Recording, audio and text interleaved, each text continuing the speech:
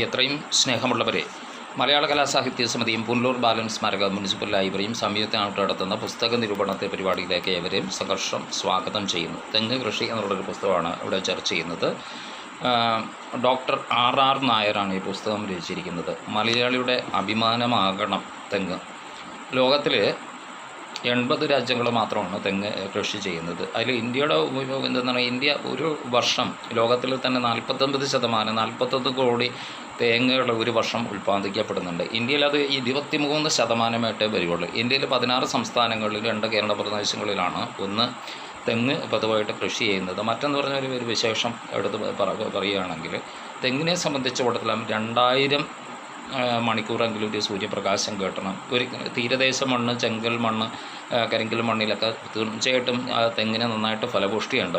പ്രധാനപ്പെട്ട വിശേഷിപ്പിക്കുന്നൊക്കെ പറഞ്ഞാൽ, ഒരിക്കലും ഉയർന്ന പ്രദേശങ്ങളിൽ സമുദ്രനിരപ്പിന് ഏകദേശം 2000 അടി മുകളിലൊന്നും ഒരിക്കലും തെങ്ങിന് നന്നായിട്ട് വളരാൻ പറ്റില്ല.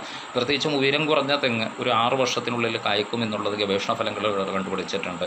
ഒരു തെങ്ങിലെ പൂങ്കുല വിടരാൻ തന്നെ ഏകദേശം ഒരു 32 മാസം തന്നെ എടുക്കണം. മാത്രമല്ല, ഒരു തെങ്ങിൻ്റെ ശരാശരി ആയുസ് എന്ന് പറയുന്നത് 120 വർഷമാണ്. ഒരു മനുഷ്യനേക്കാളും കൂടുതൽ കണ്ടു.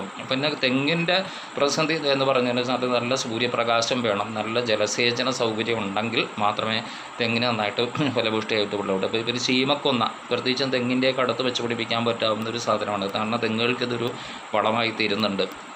ഏകദേശം ഒരു തെങ്ങിനെ സംബന്ധിച്ചിടത്തോളം ഒരു 16 ഒരു പൂർണ്ണ ഒത്തിണങ്ങിയ ഒരു തെങ്ങാണെങ്കിൽ 15 വർഷം കഴിഞ്ഞാൽ മാത്രമേ ഒരു ഫലം ഏകദേശം കിട്ടുകയുള്ളൂ. തെങ്ങുകളെ നന്നായിട്ട് ഇപ്പോൾ മലയാളിയെ സംബന്ധിച്ചിടത്തോളം തീരപ്രദേശങ്ങളിൽ തെങ്ങ് വെച്ച് പിടിപ്പിക്കുന്നത്, അവിടെ റബ്ബർ ഒരിക്കലും വളരാത്തതുകൊണ്ടാണ് അവിടെ തെങ്ങ് വെച്ച് പിടിപ്പിക്കുന്നത്. മലയാളിക്ക് എന്നൊക്കെ പറഞ്ഞാൽ തെങ്ങിനേക്കാളും കൂടുതൽ സ്നേഹം റബ്ബറിനോടാണ്.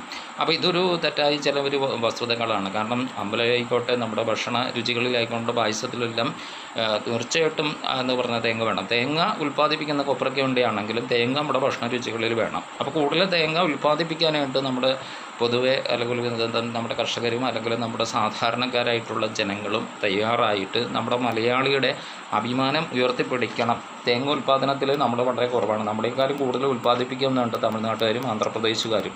നമുക്ക് ഇത്രയും നല്ലൊരു കാലാവസ്ഥ ഉണ്ടായിട്ടും വളരെ പ്രതികൂലമായ കാലാവസ്ഥയുള്ള തമിഴ്നാട്ടുകാരും ആന്ധ്രക്കാരെയാണ് നമ്മളെക്കാളും കൂടുതൽ തെങ്ങ് ഉൽപ്പാദിക്കുന്നത്. തെങ്ങിനെക്കുറിച്ച് ശാസ്ത്രീയ കൃഷിവശങ്ങളെക്കുറിച്ച് തെങ്ങ് കൃഷി കൂടുതൽ പ്രചാരത്തിലാക്കി നമ്മുടെ തെങ്ങിൽ ഒരു സ്വയം പര്യാപ്തത വേണം എന്നാണ് ഈ പ്രധാനമായിട്ട് ഞാൻ അടിവരയിട്ട് സൂചിപ്പിച്ചുകൊണ്ട് ഈ പുസ്തക നിരൂപണ പരിപാടിയിൽ നമുക്കിവിടെ അവസാനിപ്പിക്കാം.